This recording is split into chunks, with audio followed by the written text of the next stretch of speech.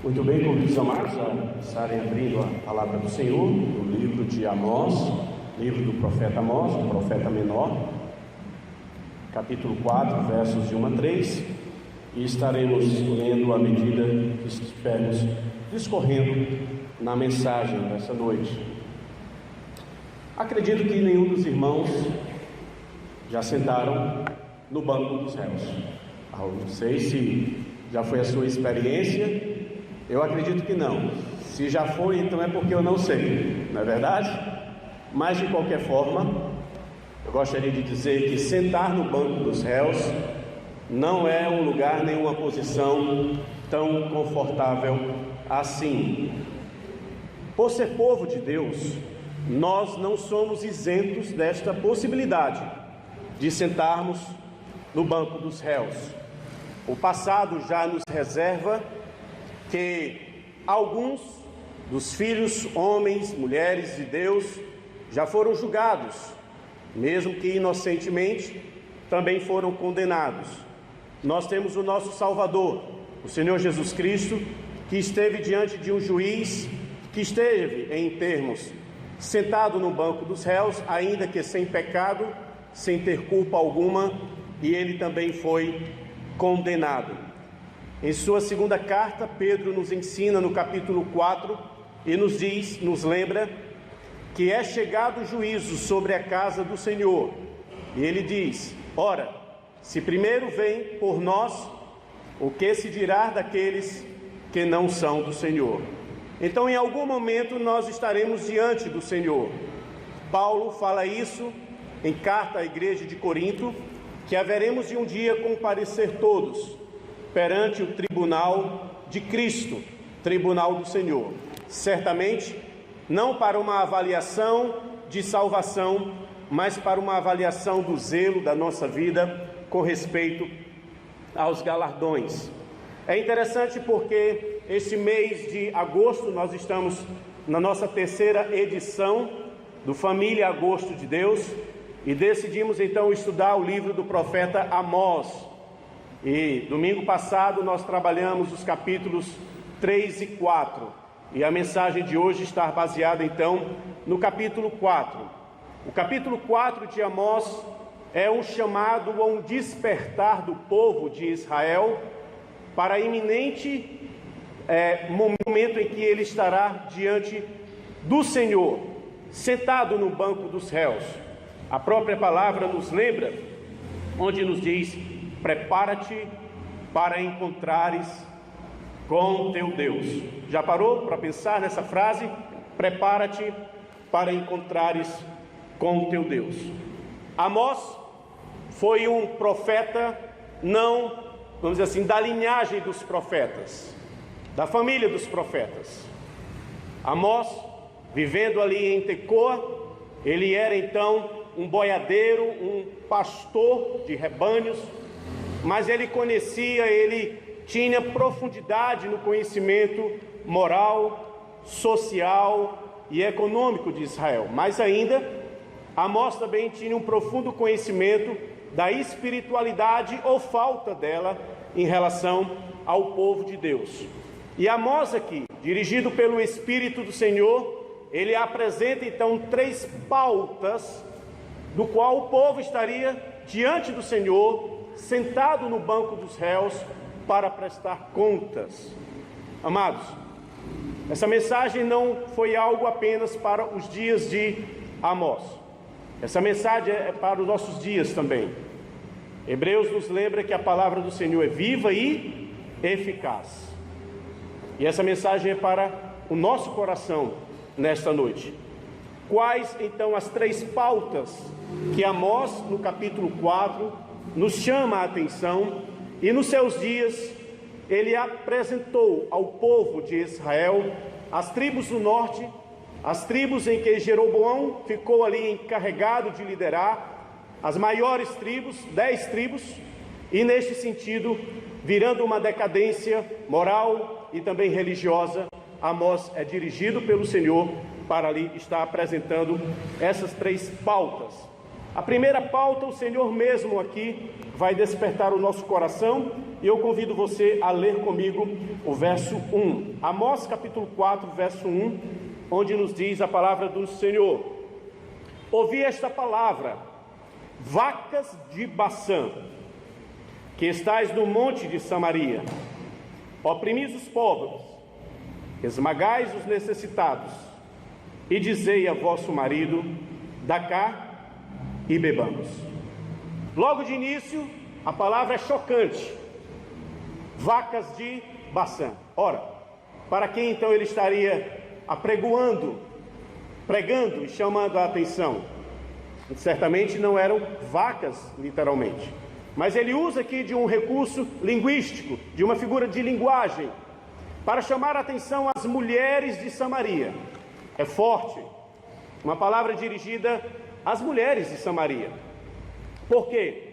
Porque a conduta daquelas mulheres, de modo geral, era uma conduta reprovável, uma conduta, então, muito comparada a um filho contumaz, um filho obstinado, um filho em que os pais, por muitas vezes, chamando a atenção, eles não davam ouvidos, querendo então que eles endireitassem a sua vida, mas ainda eles entortavam, querendo então que eles mudassem de atitude, mas ainda eles pioravam. Aquelas mulheres então de Samaria são comparadas aqui a um filho obstinado, a um filho contumaz, a um filho sem esperança. Muitas vezes os pais perdem a esperança ao corrigir seus filhos e chegam ao ponto de dizer: só o Senhor para fazer algo por ele, porque nós já tentamos de tudo. Na cultura antiga, a cultura judaica, um filho contumaz, um filho obstinado, um filho que não tinha correção, os pais, quando não podiam mais cuidar deles, eles tinham uma obrigação social, religiosa também. Eles tinham que pegar na mão daquele filho, seja ele de qual idade fosse, tinham que pegar pela mão, e os pais tinham que levar à porta da cidade e apresentar aos homens e aos anciãos daquela cidade. E tinham que também declarar diante daqueles homens: este nosso filho é obstinado, este nosso filho é contumaz, e nós não podemos mais cuidar dele. Diante dessa declaração triste e também vergonhosa, por que não dizer, os homens e os anciãos daquela cidade tomavam pedras, e ali aquele jovem dava os seus últimos suspiros, porque ele era morto por apedrejamento. Imagine só a situação em que Amós agora está comparando estas mulheres. Mulheres que não queriam mudar, mulheres que não queriam se corrigir, mulheres que não queriam melhorar de vida. Então, para chocar a atenção, Amós diz: vacas de Baçã. Muito forte. Hoje, se o pastor chamar uma das irmãs da igreja, uma das mulheres de vaca, ele tem que correr muito, e elas vão certamente atrás dele para pegá-lo. Mas pior do que o pastor estar correndo de uma mulher, é a mulher estar correndo da ira de Deus. Então guarde isso no seu coração. E Amós aqui chama a atenção. O que é que essas mulheres estavam fazendo de tão grave? O que é que essas mulheres estavam fazendo de tão reprovável? Ele diz: as quais oprimis os pobres, esmagais os necessitados, e dizei ao vosso marido: dá cá e bebamos. Oprimis por quê? Essas mulheres estavam ali envolvidas num culto à beleza. Acredite, isso não é novidade hoje, não? Um culto à imagem, um culto ao corpo. Ali naquela região de Baçã, existiam as melhores pastagens. Os gados que ali estavam, eram gados que logo eles engordavam, logo pegavam peso, e eram vendidos pelos melhores preços. Comparando então aquelas mulheres, as vacas de Baçã, Amós está dizendo: vocês estão engordando os vossos pecados para o abate. Assim como as vacas engordam para serem abatidas, vocês também estão acumulando pecado sobre pecado. Vocês estão engordando nos desvios morais para um dia prestarem contas diante do Senhor. E aqui então ele chama a atenção para uma conduta moral. Aquelas mulheres eram mulheres sem pudor. Eram mulheres que estavam oferecendo o seu corpo publicamente, sem nenhuma vergonha, sejam elas solteiras ou casadas. Até as casadas, nós vamos ver isso agora. Era um culto à imagem, um culto ao corpo. Na verdade, os homens também praticavam do mesmo culto ao corpo. Quando Davi escreve o Salmo 22, versículo 12, Davi, sendo um homem de pequena estatura, um homem então franzino, um homem pequeno, ele diz no Salmo 22, verso 12: muitos touros de Baçã me cercam, fortes touros de Baçã me rodeiam. Davi também usa de uma figura de linguagem para dizer dos homens que o cercavam. Homens grandes, fortes, homens que metiam medo. Então aquele lugar, Samaria, estava aqui envolvido numa idolatria ao corpo, um culto ao corpo, um culto à imagem, um culto à beleza, um culto aos contornos. Estes homens talvez fossem como Paulo Sivino, vocês devem lembrar, cara crachá, que na vida e naquilo que ele representou, ele não conseguia ver uma mulher que ele ficava de boca aberta. Mas as mulheres faziam isso de propósito, e os homens também faziam isso de propósito. E o que Deus está dizendo de ambos é: isto é reprovável diante de mim. Pode ser moda, pode ser cultura, mas diante de mim não é. Então, na verdade, aquelas mulheres, elas eram ali tomadas por um hedonismo cultural. E o que é o hedonismo cultural? É o prazer supremo. Nós vamos viver tão somente pelo prazer. Nós vamos viver pelo hoje, não pelo amanhã. Eu não estou interessado no que vai acontecer comigo. O importante é que eu sou bela, o importante é que eu sou bonita, o importante é que eu seja vista. Ou seja, tudo exteriormente, um alto valor ou um extremo valor ao exterior, à beleza. Mas o interior esquecido. Os valores nem existiam. E Amós então é chamado pelo Senhor para dizer para aquelas mulheres: vocês são vazias. Vocês podem até ser bonitas, belas, mas dentro de vocês não há nada belo. Não há nada que possa ser visto pelo Senhor. Tomadas pelo hedonismo, tomadas pelo culto à imagem, na verdade também elas fazem parte de uma liderança, quase uma facção feminina. Verso 1 nos mostra isso. Elas dizem, elas oprimem os pobres, elas esmagam os necessitados e elas mandam, elas dizem a vosso marido: dá cá e bebamos. Elas têm voz altiva. Mulheres que dominam, mulheres que governam. Mulheres onde o marido ou o homem diz: a última palavra é a minha. Sim, senhora. Sim, senhora. Ou seja, uma inversão de todos os valores que Deus quer para uma mulher. Não é errado, irmãs queridas, não é errado vocês estarem procurando se embelezar. Não é errado uma mulher ter cuidados com a sua aparência, com o seu corpo. É até uma questão de sabedoria nos dias de hoje. Mas isso não é razão, isso não é um fundamento, isso não é o alvo da vida de vocês.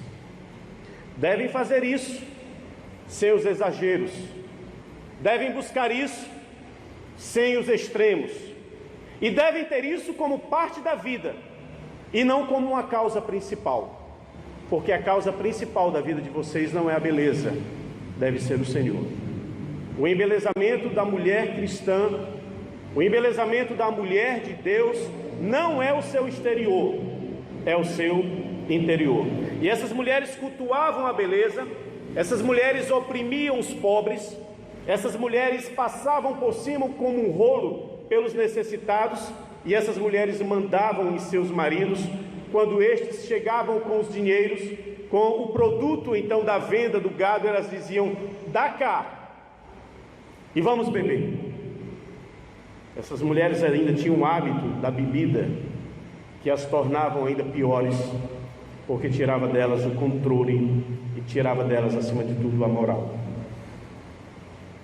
Irmãos, parece que Amós está falando dos nossos dias. Parece que Amós está falando de muitas mulheres hoje, mas parece que Amós também está falando de muitos homens.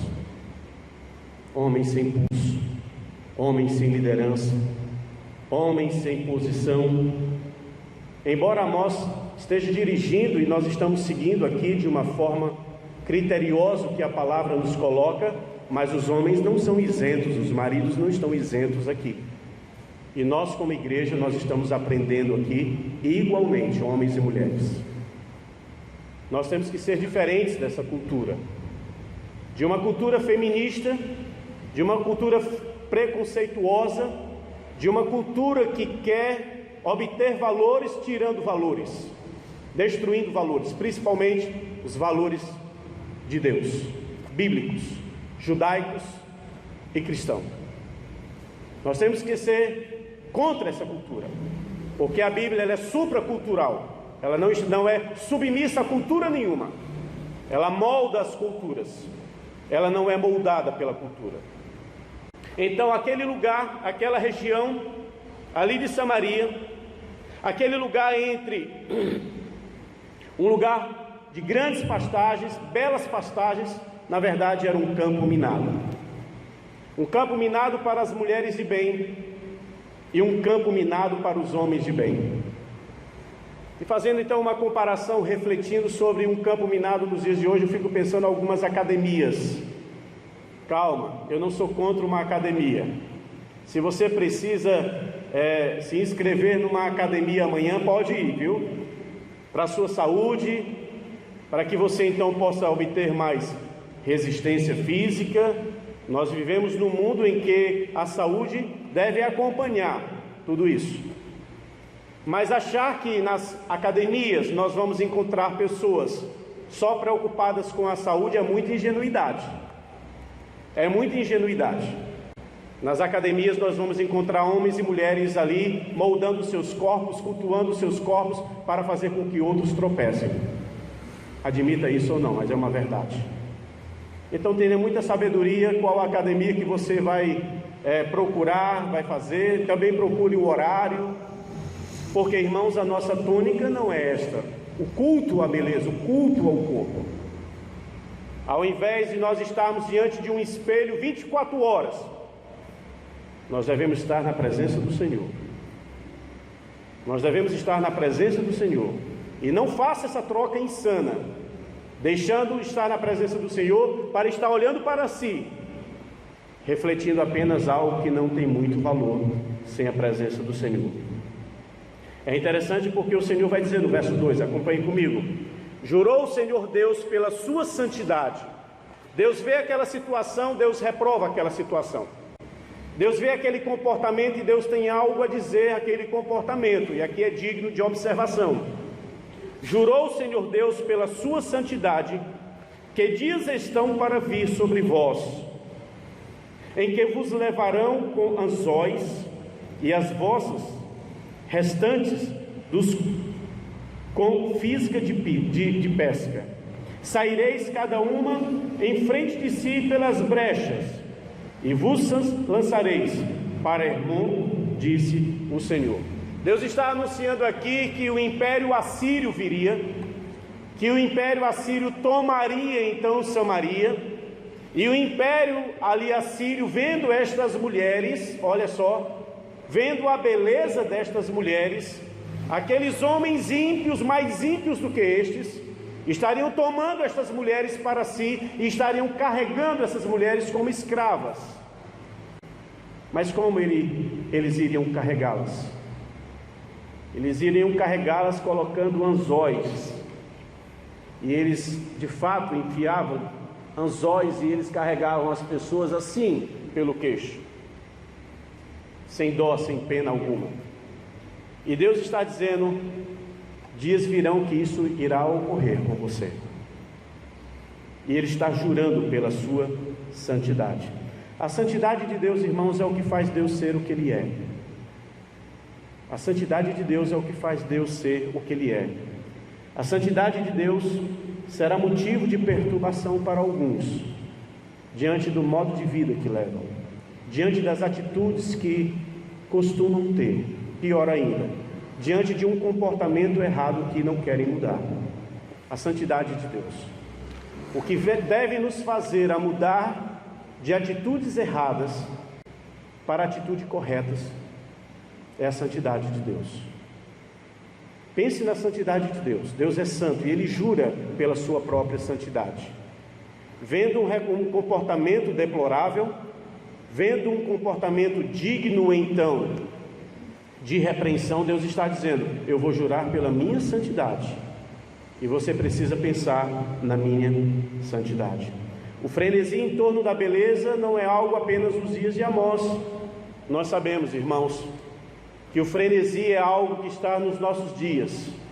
É difícil hoje para nós não sermos em algum momento afrontados por uma beleza que é mais sensualidade do que beleza, uma afronta. Nós temos que reconhecer, nós vivemos num mundo pagão, nós vivemos num mundo dominado pela sensualidade, na verdade, pela imoralidade. E as mulheres lá de fora, hoje elas se caracterizam pelo mínimo de roupa possível, o mínimo de tecido possível. E é difícil viver num mundo assim. Então nós vivemos num campo minado, como também Samaria passou a ser um campo minado, ali aquelas mulheres pelo que elas costumavam fazer. Essa é a primeira repreensão, esse é o primeiro ponto que Amós ele está apresentando aqui aos homens, mas principalmente às mulheres. Vocês estão cultuando os seus corpos ao invés do Senhor. Meu amado irmão, minha querida irmã em Cristo, quem você tem cultuado? Você não deve ignorar a sua beleza, mas quem você tem cultuado? Nós estamos falando aqui de culto. O problema ali era o culto ao corpo, o hedonismo, o prazer pelo prazer. O que tem sido o nosso prazer, irmãos? Qual tem sido o nosso prazer, a fonte do nosso prazer? A palavra do Senhor nessa noite nos apresenta então esta primeira pauta, que muitos estarão sentando no banco dos réus para estar diante do Senhor, averiguando isso. A segunda pauta apresentada por Amós, além deles estarem cultuando o corpo do que é o Senhor aqui diz para eles, principalmente elas: vocês me cultuam com falsidade.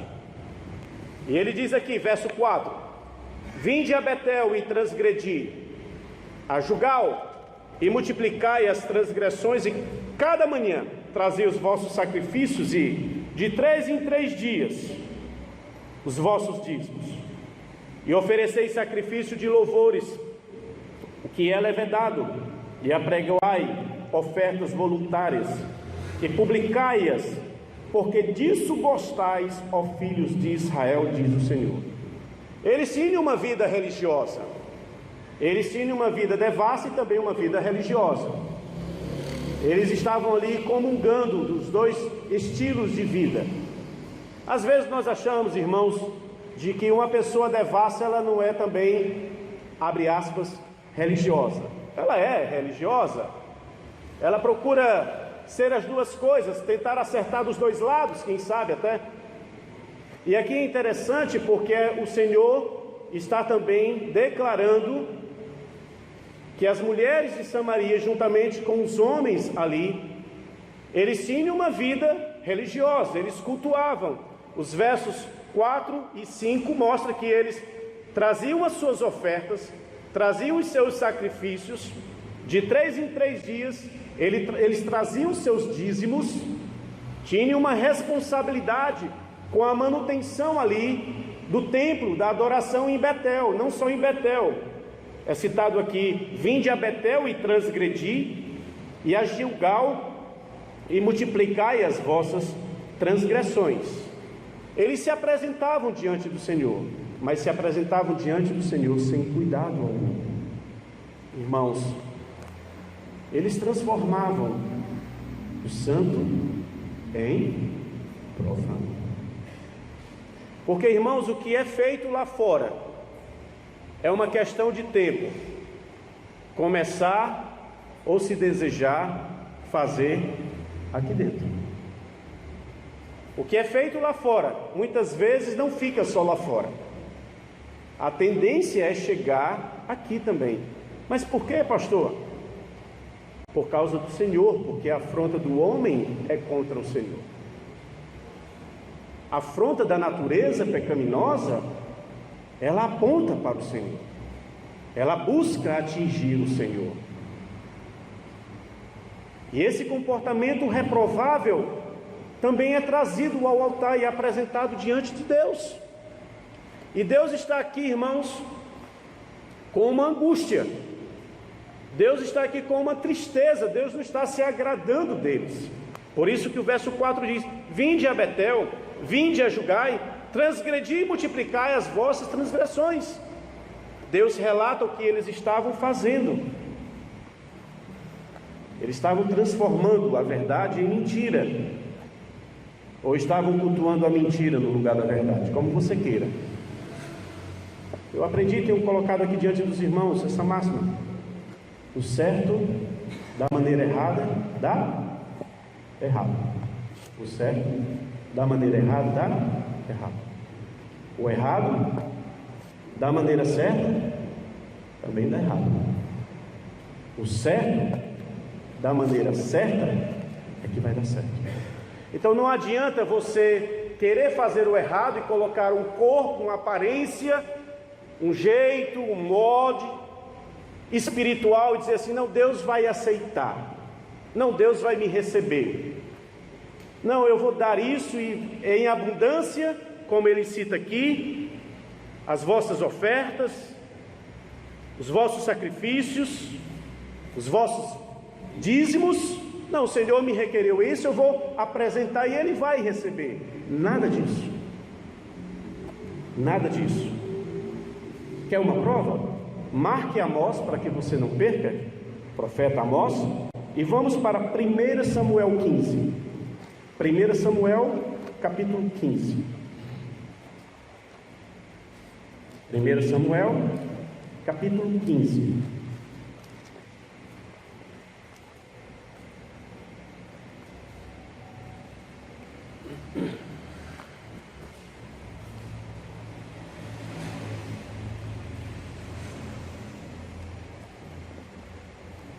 Deus tem interesse em nós. Guarde isso no seu coração. Deus tem interesse em você, muito mais do que o que você tem, muito mais do que o que você pode oferecer. Deus tem interesse em você. Diante de Saul, um rei rebelde, um rei acostumado a quebrar regras, Samuel lhe traz um conserto de mente.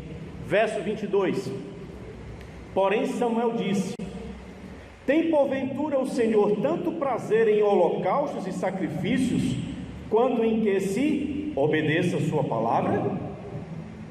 Eis que o obedecer é melhor do que o quê? O sacrificar, e o atender melhor do que a gordura de carneiro. Você está preocupado em oferecer ao Senhor isso, oferecer ao Senhor aquilo, dar em abundância aquilo? Para um pouco, pense. Você tem obedecido o Senhor? Tudo começa por aí. Você tem atendido à voz do Senhor? Tudo começa por aí. Deus não se deixa barganhar. Não se barganha com Deus. Não se impressiona Deus com aquilo que nós oferecemos, se o nosso coração, meu amado, não acompanha a santidade de Deus, a palavra de Deus e a obediência. Nós não estamos aqui para o impressionismo. Nós não estamos aqui para medir o que trouxemos. Nada disso. Isso não é um culto bíblico. Isso não é uma adoração verdadeira. Isso não é um culto nem teocêntrico, nem cristocêntrico. Pode ser um culto antropocêntrico, humanista, carnal, mas não o culto que Deus espera. Ele quer ver o nosso coração, se nós estamos desejosos, comprometidos em obedecer o Senhor. E a parte mais difícil da vida é obedecer. É fácil juntar alguma coisa e apresentar, mas obedecer é que se requer mais atenção de cada um de nós. Salmo 51. Salmo 51. Davi também. Davi aprendeu com Samuel aquilo que Saul não aprendeu. O que é que o Senhor se agrada? Salmo 51, verso 16.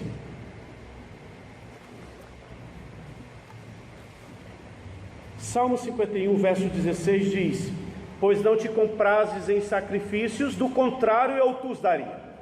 Davi era um rei, Davi era um homem rico, Davi era um homem muito poderoso. Ele disse: se o Senhor se agradasse de sacrifício, ele teria sacrifício.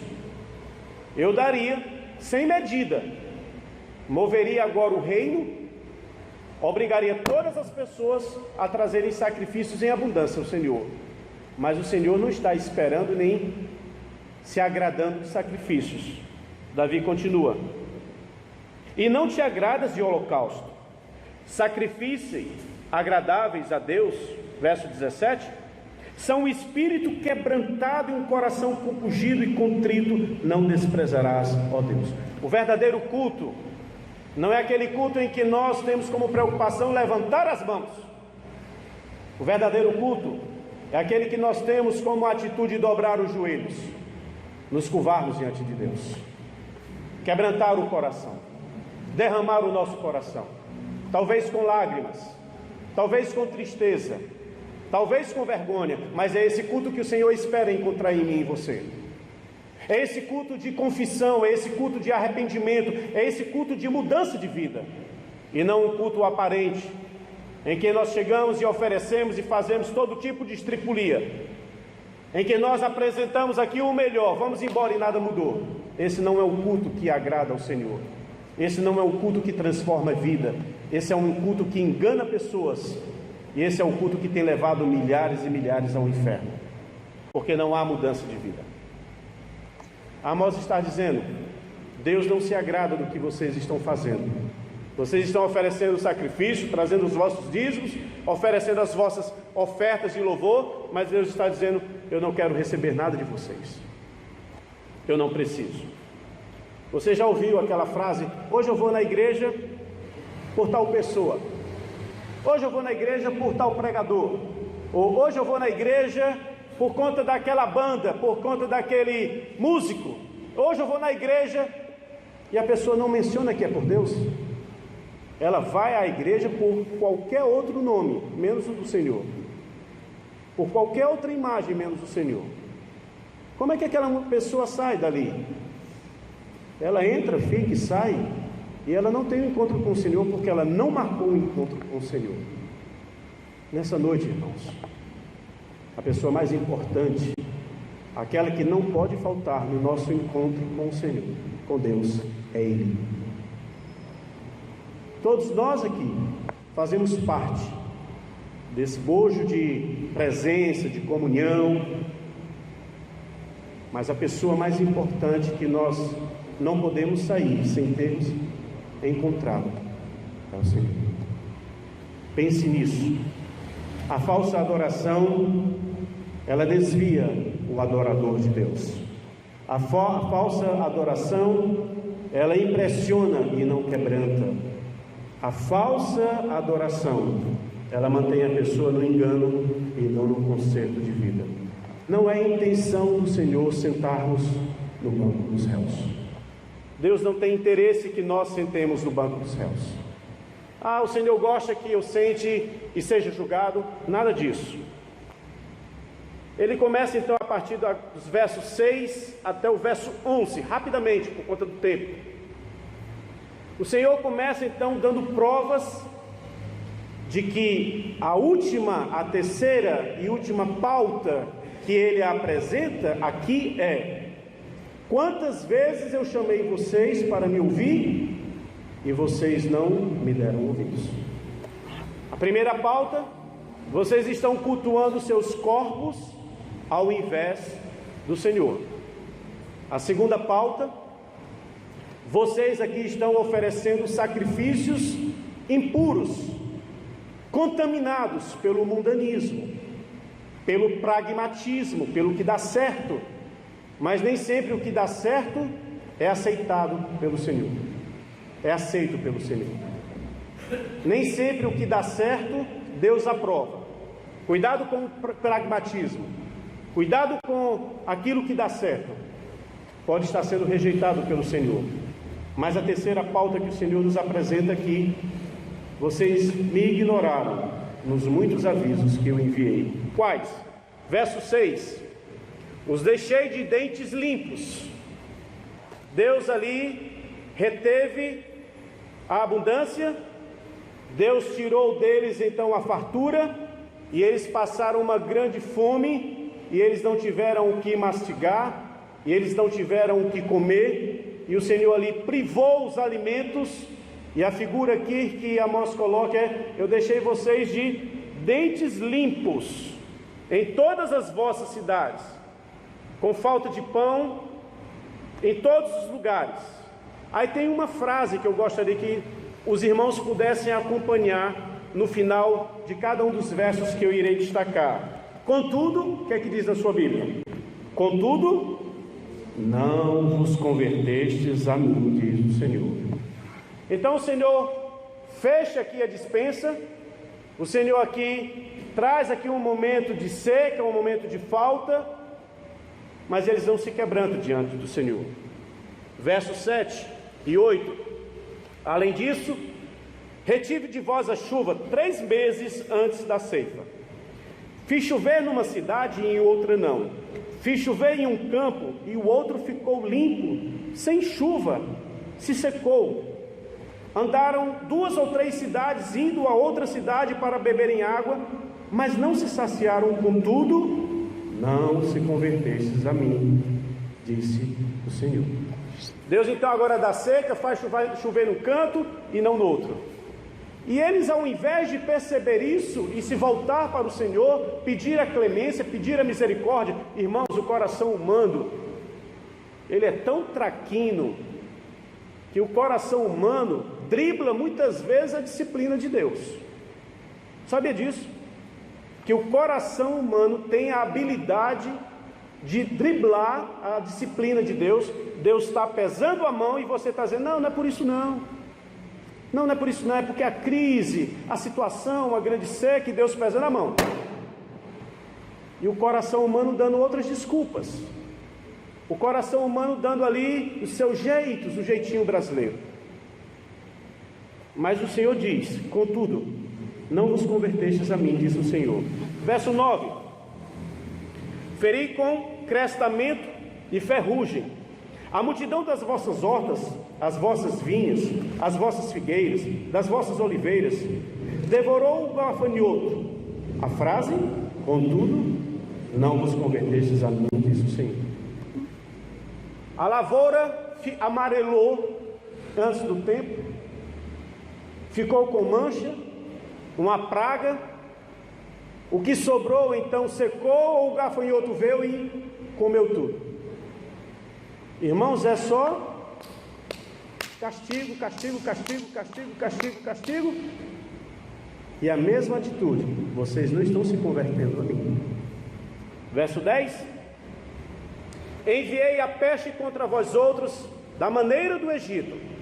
Os vossos jovens matei-os à espada, e os vossos cavalos deixei-os levar presos, e o mau cheiro dos vossos arraiais fiz subir às vossas narizes. Contudo, não vos convertestes a mim, disse o Senhor. Jovens mortos, peste, animais mortos. Lembra do Egito? Mesma atitude. Se quebrantaram? Não se quebrantaram. Não se converteram ao Senhor. E continua: enviei peste sobre os vossos jovens, fiz que alguns morressem à espada, e fiz serem presos outros tantos. E a frase: contudo, não vos convertestes a mim, disse o Senhor. Aí o verso 11: a 7ª vez, as pragas do Egito foram 10, aqui foram 7. Por 7 vezes o Senhor chamando-os a atenção. Aí diz aqui, verso 11: subverti alguns dentre vós, como Deus subverteu a Sodoma e Gomorra, e vós fostes como um tição arrebatado da fogueira. A frase: contudo, não vos convertestes a mim, disse o Senhor. Você sabe o que aconteceu lá em Sodoma? Deus mandou fogo, saraiva do céu, mas um grande terremoto destruiu aquelas 2 grandes cidades pecaminosas. No capítulo 1 de Amós, aqui Amós também registra um grande terremoto naqueles dias que o Senhor mandou, matando a muitos, destruindo muita coisa, e mesmo assim eles não se converteram ao Senhor. Vamos parar e pensar, chegamos ao último momento. Quem Deus está chamando agora para sentar no banco dos réus? Aqueles que por tantas vezes Deus chamou e eles disseram: ou não. Deus, meu filho, ou não. Tudo bem, eu vou tirar isso da tua vida. Você está se assegurando nisso. Eu vou tirar isso que você está colocando no seu coração e não em mim. Pode tirar. Eu sobrevivo. Eu dou o meu jeito. Eu sei driblar. E Deus lhe chama: 1, 2, 3, 4, 5, 6, 7. E em cada uma dessas chamadas, a disciplina vai pesando, a dosagem vai aumentando, e Deus vai dizendo: você pode mesmo comigo? Não é melhor se arrepender e se converter a mim, vir a mim? É tão difícil, eu sou tão mal assim, eu sou tão terrível assim na sua vida, que eu tenho te chamado 7 vezes para me obedecer e você não vem? O que é que te falta? O que eu deixei de fazer? O que eu deixei de ensinar?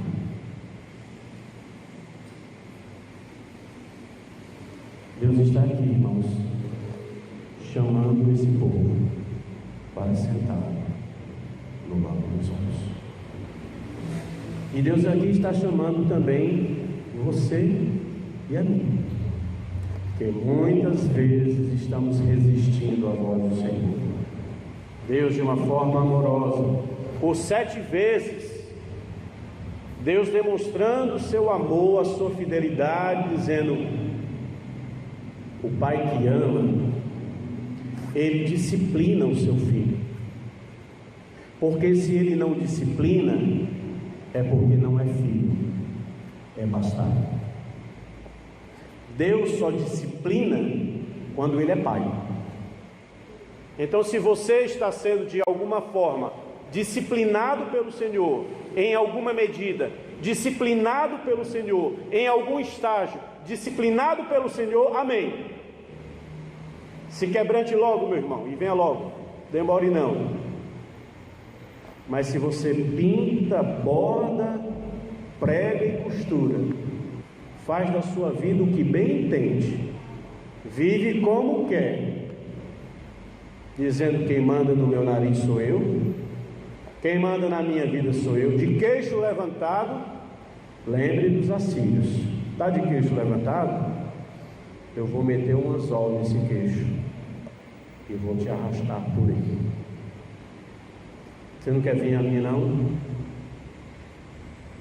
É porque talvez você não seja nem meu filho, porque o meu filho virá e o meu filho sentará no banco dos réus.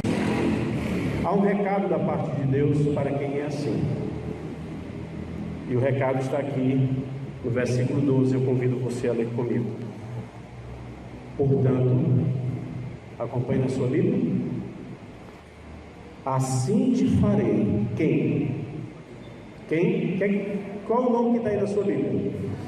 Quem? Quem é Israel? Povo do Senhor. Propriedade exclusiva do Senhor. Deus não está tratando com quem não é seu povo. Deus vai tratar com quem é seu povo. Assim te farei, ó Israel.